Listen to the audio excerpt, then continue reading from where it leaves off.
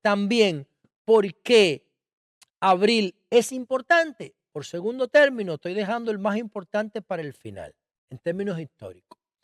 Otra razón por la cual abril, el 24 de abril, es un día importante para la sociedad dominicana, porque hoy se conmemora, creo que eso hace 40 años, abril de 1984. Yo tenía 14 años de edad.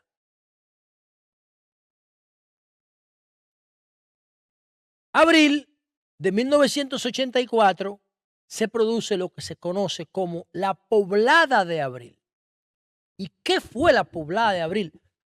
Para que ustedes entiendan lo contradictorio de algunos procesos y lo maravilloso de tratar de ser objetivos cuando hacemos opinión pública. ¿Qué pasó en abril? Bueno, en abril el gobierno del presidente Salvador Jorge Blanco, su equipo económico, creo que lo dirigía Bernardo Álvarez Vega, era gobernador del Banco Central, acogiendo recomendaciones de los organismos internacionales como el FMI, había creado la figura del ITEVI, Impuesto a la Transferencia de Bienes y Servicios. ITEVI.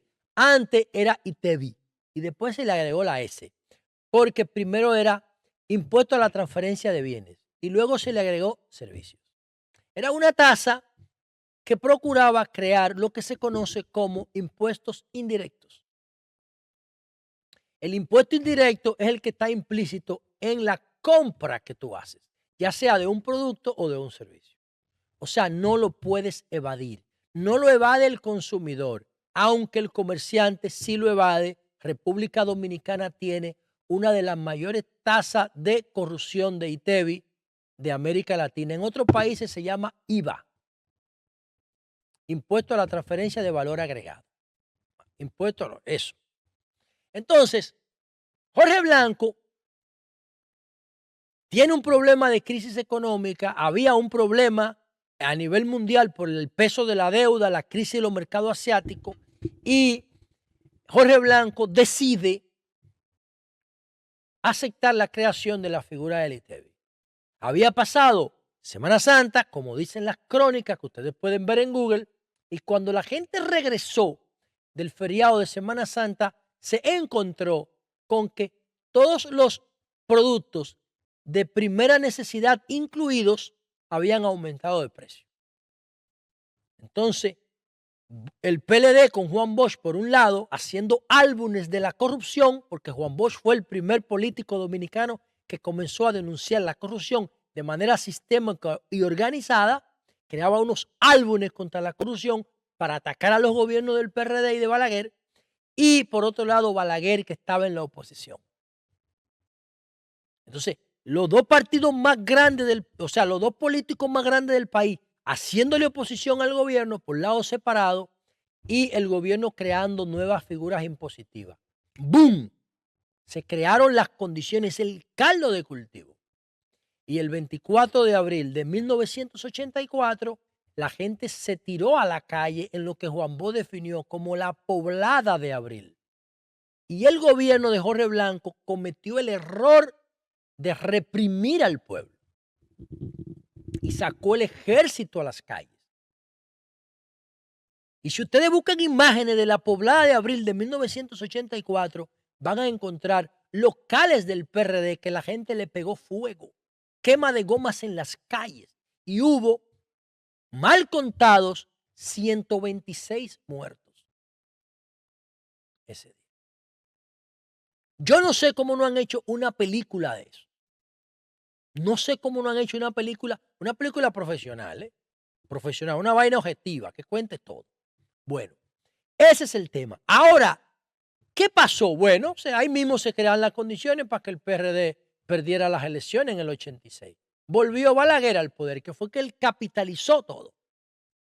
El que capitalizó todo fue Balaguer, que volvió al poder con ayuda del cardenal López Rodríguez, que le dio unos votos selvados a Balaguer. Siempre ha sido López Rodríguez balaguerista.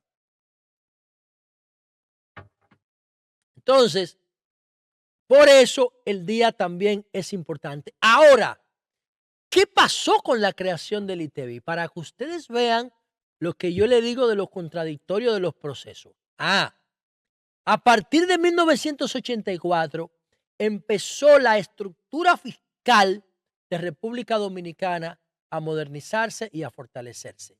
A partir de 1984 salimos de la economía del postre a la economía diversificada y robusta y fuerte que tenemos hoy.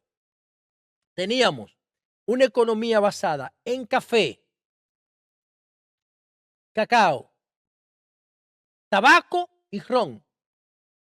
De eso dependía la República Dominicana. Le llamaban la economía del postre.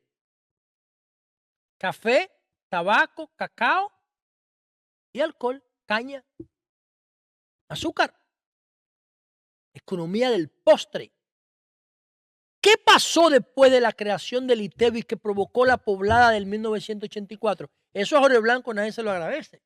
Después Balaguer lo persiguió, lo metió preso, lo jodió, lo volvió una mierda histórica. Pero nadie le agradece a Jorge Blanco que Jorge Blanco inicia el proceso de modernización de las estructuras fiscales. Él fue el que cogió el fundazo por crear la figura del ITEVI. En el año 1992, 8 años después, se creó el Código Tributario de República Dominicana. Y a partir del 1990, República Dominicana nunca ha dejado de crecer su economía, solamente por choques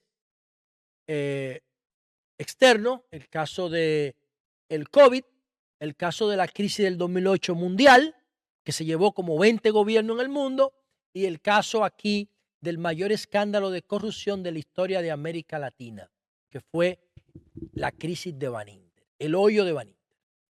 Que al día de hoy la deuda de Baninter con la sociedad dominicana sobrepasa el billón de pesos. Si no lo sobrepasó, tiene que estar cerca del billón de pesos. La crisis, el hoyo de Baninter es casi igual que el presupuesto. Búsquenlo. Nadie habla de eso. Entonces, dicho esto, ¿vieron por qué Abril sigue siendo un tema fundamental, verdad? Primero, la transición de los ayuntamientos. Segundo, la poblada de Abril. Y ahora viene lo que para mí lo más importante, la guerra de Abril de 1965. En el año 1962, en diciembre, Juan Bosch gana la presidencia. Estaba gobernando el Consejo de Estado después de la muerte de Trujillo. Juan Bosch viene del exilio, había creado el PRD estando en Cuba. En el 1938 viene aquí, se proclaman candidatos, lo proclaman candidato y gana las elecciones de 1962 después del gran debate con la iglesia, porque la iglesia lo acusaba de comunista. Y él decía que él no era comunista, que él era marxista, pero no leninista. Y el marxismo primero es un método científico antes que su aplicación política que le dan los leninistas rusos. Marx ni siquiera ruso era alemán. Entonces, Juan Bosch debate con Láutico García, le gana el debate, aunque la iglesia después ayudó a tumbarlo con los militares 7 meses después. Y Juan Bosch gana las elecciones en diciembre del 62. Toma posición y en el 63 hace uno de los gobiernos más limpios, más lindos, más progresistas, más institucionales, más honestos, el más honesto que registra la historia, el más avanzado, el más progresista, el más institucional. Y promueve la Constitución del 63, donde Juan Bosch lo primero que dice es una Constitución nueva, pero yo no me voy a reelegir. Póngalo ahí. Punto número 2. Artículo 37 de la Constitución de Bosch. La educación se va a basar en ciencia. Póngalo ahí. 3 aspectos relevantes. Los hijos, aunque estén fuera del matrimonio, gozan del respeto legal, de la protección y el mantenimiento de sus padres. Pónganlo ahí. Mierda, coño. Superhombre, un gigante. Coño, eso hizo que los sectores conservadores, vino la Fuerza Armada y le dijeron a Juan Bosch, mira, hay que comprar un avión inglés. Dice Juan Bosch, pero ¿qué avión? Aquí la gente anda descalza. ¿Qué avión tú me estás hablando? No hay como los supertucanos, que a los que compraron supertucanos le sacaron lo de ellos por atrás. Bueno, no me va a dar, tú no me vas a dar aviones supertucanos. Te tumbo. Y se juntaron los militares corruptos, la iglesia corrupta, porque la iglesia fue clave en atacar y derrocar a Bosch, aunque Juan Bosch le había demostrado en un debate a la iglesia que era mentira, que no era comunista nada. ¿Y qué coño si lo fuera? Pero no lo era. Y entonces se juntaron los empresarios. El CONEP se funda en República Dominicana para conspirar contra Juan Bosch. Se llamaba Consejo Nacional de Hombres de Empresa. Entonces, ¿qué pasó? Se juntaron, le dieron el golpe de Estado a Juan Bosch y luego entonces Juan Bosch pasa a dirigir el país, una vaina que se llamaba el Triunvirato, dirigida por don Henrique Cabral. Entonces el Triunvirato estaba dirigiendo el gobierno y los militares que respondían a Balaguer y los que respondían eran fieles al gobierno de Bosch, empezaron a conspirar juntos para que lo de Juan Bosch pensando en que Juan Bosch volviera al poder y lo de Balaguer pensando que era Balaguer que tenía que volver del exilio. Ahí entonces viene la guerra de abril, pero la guerra de abril se dividió en dos. Habían unos militares, los de San Cristóbal, que le respondían a Balaguer, y habían otros militares que eran el sostén de Bosch. Y querían la vuelta de Bosch al poder sin elecciones, pero los balagueristas querían que hubiera elecciones para que Balaguer participara. Entonces, la embajada convoca a Francisco Alberto Camaño, que estaba neutro en el proceso, quizás más orientado a los militares de Balaguer, porque Camaño había sido miembro de las Fuerzas Especiales de Trujillo. Se llamaba Casco Blanco, el equipo al que él pertenecía. Entonces, Camaño va a la embajada, el embajador se llamaba Lou Barlow Martin, y el embajador le dice que dejen eso. Que dejen eso y que dejen eso.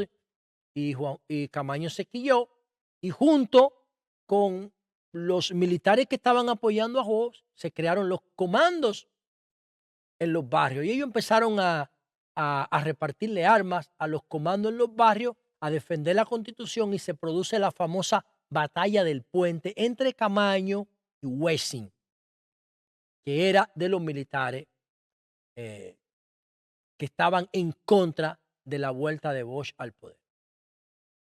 Y ahí entonces se produce la batalla del puente Duarte entre las fuerzas de Wessing y las fuerzas de Camaño y los comandos de la revolución, el coronel Fernández Domínguez, todo eso. Y por eso entonces abril es tan importante para los dominicanos por partida triple, por la transición de mando en los ayuntamientos, por la poblada de mayo del 84 y por la guerra de abril de 1965 que estalló un día como hoy, 24 de abril. Les quise dejar ese marco referencial histórico para que ustedes, si les interesan estos temas, lo busquen en Google y lo complementen o lo busquen en YouTube. Yo considero que la forma más adecuada de orientar las nuevas generaciones es a través de los videojuegos y de las series y de las películas, que son series en capítulos, son películas en capítulos. Y el gobierno, a través del Ministerio de Cultura, deberá decir, solamente financio o voy a priorizar el presupuesto de DIGECINE para apoyar este tipo de obras que tienen un valor de enriquecimiento de la cultura histórica del pueblo dominicano. La guerra del 65 y la poblada del 1984 deberían ser llevadas al cine o llevadas a los formatos como Netflix o al videojuego para que las nuevas generaciones entiendan la riqueza histórica que nos ha permitido disfrutar de esta estabilidad política y económica que los dominicanos tenemos hoy.